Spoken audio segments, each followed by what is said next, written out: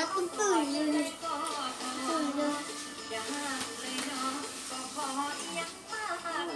มันเป็นได้เราจะเกิดที่มันบุปิดจะเกิดไปถึงที่มันเป็นได้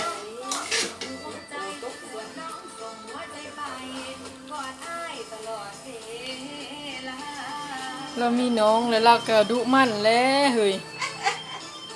แม่นบ่รู้ถ้าถูเพื่อนเป็นได้ เออ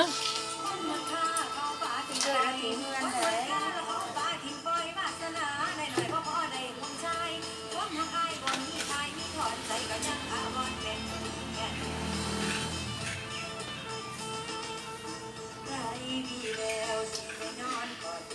เรือมงๆบัดนี้ น่ะเป็นได้ เวลิกูดขนาดป้อดามเกือบวัดหัวหญ้าไม่อย่างนี้ ถูไปผูกถูไปทางครอบครัวนกผูกถูไปทางครอบครัวนกผูกเป็นได้เลี้ยงดูเสียเข้าดอกนั่นเองเรียกมาถูเพื่อนได้ แล้วเขาจะให้แม็กไปภาคไปมึงไหมไปแม็กน้ำมันปากเด้อปากเด้อ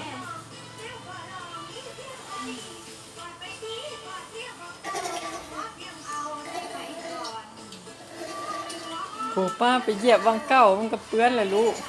ใส่เกลือแต่ไอ้ใส่เกลือถูเลยเกลือน้ำตีนหญ้าน้ำหญ้า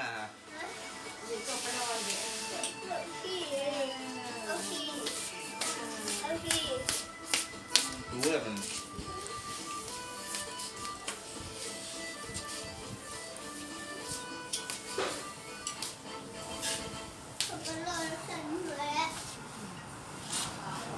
โป้เวลิกูดขนาดเลยอันนี้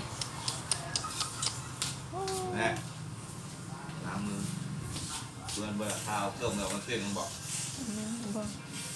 น้ำมันโตแล้วนะ ถูไปทั้งหมดแหละถูไปพอแล้วหมดแล้วพอล้างมือไป